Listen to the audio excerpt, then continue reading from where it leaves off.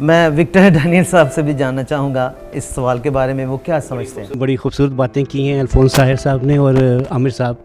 सबा आपका शुक्रिया और कैथलिक टीवी का भी शुक्रिया कि इतना खूबसूरत मौजू रखा।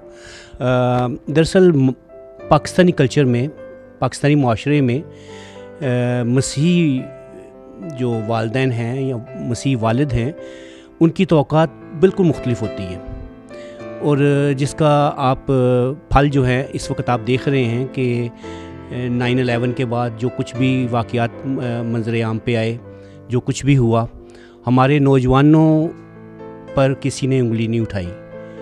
ये वो तरबियत है जो एक वालिद ने और एक वालदा ने अपने मसीह बच्चों में मुंतकिल की थी।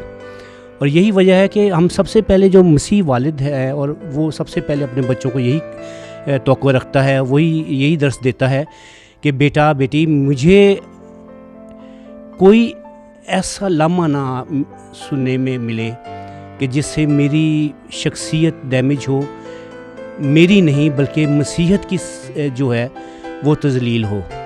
तो सिर्फ़ हम अपने अक़लियत होने की वजह से, माइनॉरिटी होने की वजह से, मैं ये कहूँगा कि मसीह होने की जो एक हमें दर्स दिया जाता है दरगुज़र का, सब्र का, वो हम अपने बच्चों में मुंतकिल करते हैं, जिसका फल हमें आज आप देख रहे हैं कि जो कुछ भी है, जितने क्राइम्स हैं पाकिस्तान में, उसमें मसीही बहुत कम तादाद में है। तो ये वो तरबियत है जो मसीह माँ बाप ने और मसीह बाप ने अपने बच्चों को दी है। सुहेल साहब, आप भी इस बारे में कुछ कहें। और सबसे पहले आमिर भाई, आपने एक सवाल किया था कि बाप की क्या शख्सियत है, क्योंकि अब हम एक एजुकेशन की तरफ जा रहे हैं। हमारी नौजवान यूथ जो है पढ़ी लिखी है और हमें पढ़ाई एक चीज़ सिखाती है कि अगर हमारी दुनिया में सूरज ना हो तो शायद ग्रेजुअली हमारी ऑक्सीजन, हमारा पानी, हमारी फसलें, हमारा फल, हर चीज़ ख़त्म होना शुरू हो जाएगी। इसी तरह मैं ये सोचता हूँ कि बाप जो है वो एक फ़ैमिली के लिए एक सूरज है। बाज़ औक़ात स्पेशली जब हमारे लड़के टीनेज में आते हैं, लड़कियाँ, बेटियाँ या बेटे, तो ये सोचते हैं बाप सख्त हो गया, लेकिन वो एक सूरज की तपिश है। वो भी बेटा आप लोगों को पकाने के लिए है, आप लोगों को सिखाने के लिए है।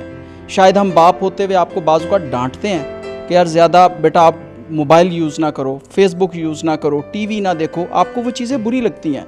लेकिन अल्टीमेटली जब आप अपनी प्रोफेशनल लाइफ में जाओगे और जब आपके अगर खुदा ना खास्ता कहीं पे नंबर कम आ गए, तो फिर आपको एहसास होगा कि उस टाइम पे मेरे डैडी या मेरे अब्बू मुझे समझाते थे कि आप पढ़ लो, और अगर आप उस टाइम नहीं पढ़ोगे तो फिर आपको शर्मिंदगी का सामना करना पड़ेगा। बाप आपकी फ़ाइनेंशियल सपोर्ट करता है। मैं हमेशा अपने दोस्तों में एक चीज़ कहता हूँ कि बाप एक ऐसा ATM कार्ड है जो कभी बाउंस नहीं होता। आप लोगों के जो खर्चे हैं वो बाप ने पूरे करने ही करने हैं। आपकी फ़ीस, आपके कपड़े, आपकी ख्वाहिशें, आपके अच्छे मोबाइल, आपकी हर ज़रूरियात ज़िंदगी एक अच्छे बाप ने पूरी करनी है। कुछ ऐसे बाप भी हैं जो आपकी ज़रूरियात को हटाकर शायद नशे में चले जाते हैं, अपने शौक़ पूरे करते हैं, लेकिन एक अच्छा बाप जो मसीहत के मुताबिक चलता है वो पहले अपनी बीवी और अपने औलाद को रखता है। इसलिए बाप एक बिल्कुल सूरज की तरह है, इसकी तपिश से घबराना नहीं। लेकिन जिस दिन ये आपसे दूर हो जाएगा, जिस दिन हम बाहैसियत बाप अपने घर से चले जाएंगे, इस दुनिया से चले जाएंगे, तो आपको उस दिन इस रोशनी की कदर आएगी। उस दिन आप लोग अंधेरे में चले जाओगे। इसलिए बाप की कदर करो, और बाप हमेशा अपनी औलाद को सक्सेसफुल देखना चाहता है। और जिस दिन खुदा ना खास्ता किसी बेटे को, किसी बेटी को किसी गुर्दे की ज़रूरत पड़े, तो सबसे पहले वो बाप होता है जो अपना ब्लड सैंपल देता है कि मेरी किडनी लो और मेरे बेटे को बचा लो। इससे बड़ी कुर्बानी क्या आपको चाहिए।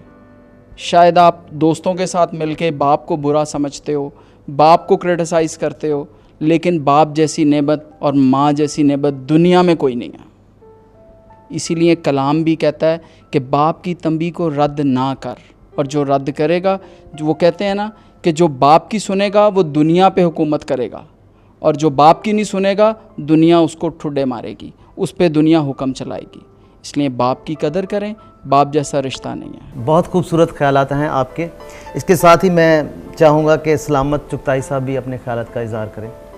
सबसे पहले फादर मोरिस जलाल साहब और कैथलिक टीवी का मैं शुक्रिया अदा करता हूँ, जिन्होंने मुझे मदऊ किया कि आज एक ख़ास मौका फादर्स डे पर कुछ बातचीत कर सकें। मैं अपने फादर के बारे में कुछ ऐसा कहना चाहूँगा कि मेरे फादर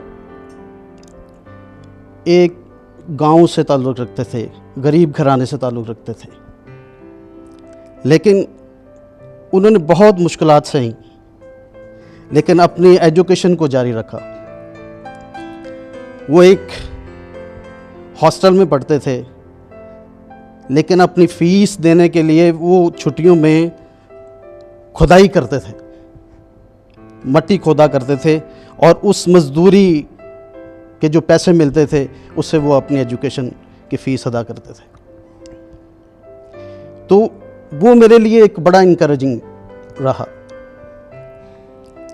कि मुझे भी कभी मेहनत से डर नहीं लगा, और मैं भी अपनी औलाद से यही तवक्को करता हूँ कि वो इस चीज़ को, किसी काम को छोटा मत समझे, किसी भी काम को। ये ना समझे कि जी मैंने ग्रेजुएशन कर ली है, मैंने सीए कर लिया है, अगर मुझे जॉब नहीं मिली तो मैं रेडी नहीं लगा सकता हूँ, मैं इसमें मेरी तजलील है। मेहनत किसी किस्म की भी है जिससे रिस्क हासिल होता है, जिससे इंसान अपने बच्चों की परवरिश कर सकता है, उनको सक्सेसफुल कर सकता है, वो रिस्क तजलील के लायक नहीं, इज़्ज़त के लायक है। और मैं अपने बच्चों से भी यही तवक्को करता हूँ कि वो अपने वालिद को एज ए रोल मॉडल लें, ताकि जिस तरह से वो मेहनत करते हैं, जिस तरह से हर चीज़ को उन्होंने पॉजिटिव देखा, ये नहीं हम मिनॉरिटीज़ हैं तो हमने चलो मैट्रिक कर लिया तो बस काफ़ी है, नहीं, अपना फोकस, अपना गोल जो है ना वो डिसाइड करें, और वालिद को चाहिए कि उनकी हेल्प करें कि वो अपना गोल डिसाइड करें कि उन्होंने ज़िंदगी में क्या बनना है, ना कि जस्ट बास पेरेंट्स वालिदैन ये करते हैं जस्ट जी हम फ़ीस पे कर रहे हैं जी, अब बच्चा पता नहीं क्या करना चाहता है, हमें नहीं पता। बच्चे के साथ बैठें, फ्रेंडली रहें, ना कि हर वक्त उसको प्रेशराइज करें, हर वक्त डांट डपट करें। वालिद का एक बहुत अहम किरदार है एक अच्छी फैमिली का सेटअप लगाने के लिए, और हमेशा औलाद को अपने बाप पर नज़र रखनी चाहिए कि हमारा बाप हमारे लिए क्या कुछ करता है, ताकि आने वाले वक्त में जब वो कमाने के लायक नहीं रहता तो हमने उससे किस तरह उसकी खिदमत करनी है, हमने उस मेहनत को याद करते हुए उनको किस तरह से इज़्ज़त देनी है।